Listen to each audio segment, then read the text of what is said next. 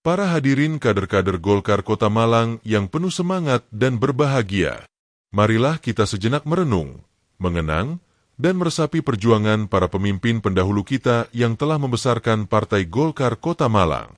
Kita masih berdiri kokoh sampai saat ini tidak lepas dari proses perjuangan dan tantangan dari era ke era. Flashback Golkar Kota Malang. Golkar Kota Malang periode 1972 hingga 1977 dipimpin oleh M. Muhadjir Wijaya.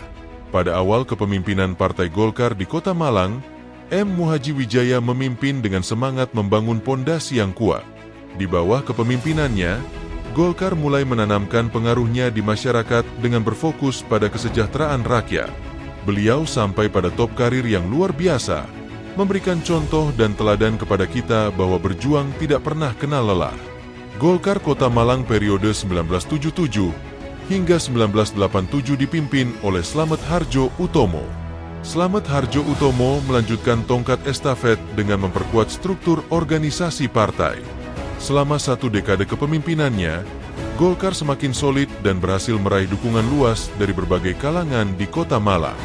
Berlatar belakang seorang tentara, seorang pejuang yang mana jiwa daripada rela berkorban cinta tanah air, termasuk respon peduli terhadap masyarakat Kota Malang juga tidak diragukan lagi.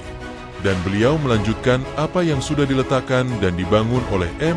Muhadjir Wijaya dengan sukses. Slamet Harjo Utomo sukses dalam perjuangannya di bidang pendidikan. Golkar Kota Malang periode 1987 hingga 1992 dipimpin oleh M. Sumarto. Di bawah kepemimpinan Sumarto, Golkar Kota Malang mengalami masa konsolidasi. Fokus utama pada periode ini adalah memperkuat kaderisasi dan meningkatkan kualitas sumber daya manusia di dalam partai. Sumarto juga dikenal dengan pendekatannya yang inklusif, merangkul berbagai elemen masyarakat. Sumarto aktif di DPRD Kota Malang pada waktu itu dan berhasil membawa Golkar pada posisi yang luar biasa di tahun 1987 sampai 1992, melanjutkan kemenangan pemilu sebelumnya. Golkar Kota Malang sukses pemilu di tahun 1992. Golkar Kota Malang periode 1992 hingga 1997 dipimpin oleh Letnan Kolonel Paiman. Berlatar belakang seorang tentara pejuang, Paiman membawa angin segar dengan berbagai inovasi dalam program partai. Kepemimpinannya ditandai dengan peningkatan partisipasi masyarakat dalam kegiatan politik dan sosial. Golkar semakin dikenal sebagai partai yang dekat dengan rakyat di Kota Malang.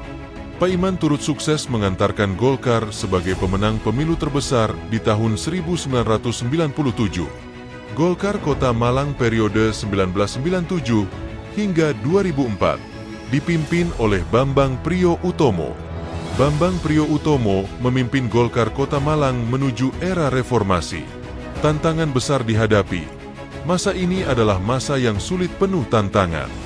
Namun dengan kepemimpinan yang tegas dan visioner, meskipun perolehan suaranya turun drastis, Golkar berhasil mempertahankan eksistensinya. Program-program pemberdayaan ekonomi menjadi fokus utama.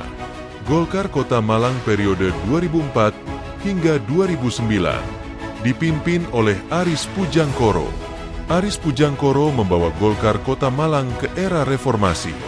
Di bawah kepemimpinannya, Golkar Kota Malang berinovasi untuk beradaptasi dengan era reformasi. Dengan kegigihan Aris Pujangkoro yang tegas, Partai Golkar tetap eksis dan masih mendominasi di Kota Malang. Golkar Kota Malang periode 2009 hingga 2025 dipimpin oleh Sofyan Edi Jarwoko. Sofyan Edi Jarwoko membawa Golkar Kota Malang ke era modernisasi. Di bawah kepemimpinannya, partai ini semakin adaptif terhadap perubahan zaman.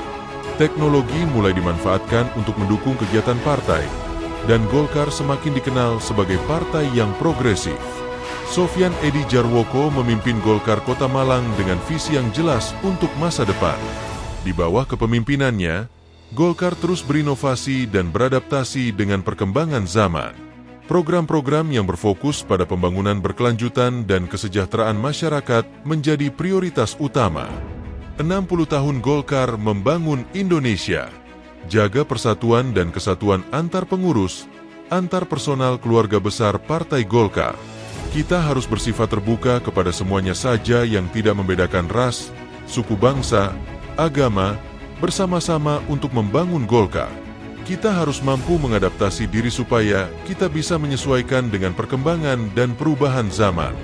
Seperti yang kita rasakan hari ini, jangan lupa perjuangan para pendahulu kita. Jangan lupa perjalanan dari tokoh-tokoh yang sudah berjuang memberikan yang terbaik untuk Golkar. Jangan lupakan sejarah-sejarah yang sudah diletakkan oleh para pendahulu kita. Itulah yang utama yang harus kita pertahankan. Dari perjalanan mulai awal berdiri tahun 1964 sampai dengan tahun 2024 ini, Golkar tidak pernah jauh dari rakyat. Oleh karena itu, dekatlah dengan rakyat, bersandinglah dengan rakyat, bersahabatlah dengan rakyat karena sebetulnya kepercayaan rakyat itulah yang membuat kita bisa eksis sampai dengan hari ini. Dirgahayu ke-60 Partai Golongan Karya. Selama 6 dekade, Golkar telah berkontribusi besar dalam pembangunan Indonesia. Dengan semangat yang solid, Golkar terus berkomitmen untuk Indonesia maju. Golkar solid untuk Indonesia maju.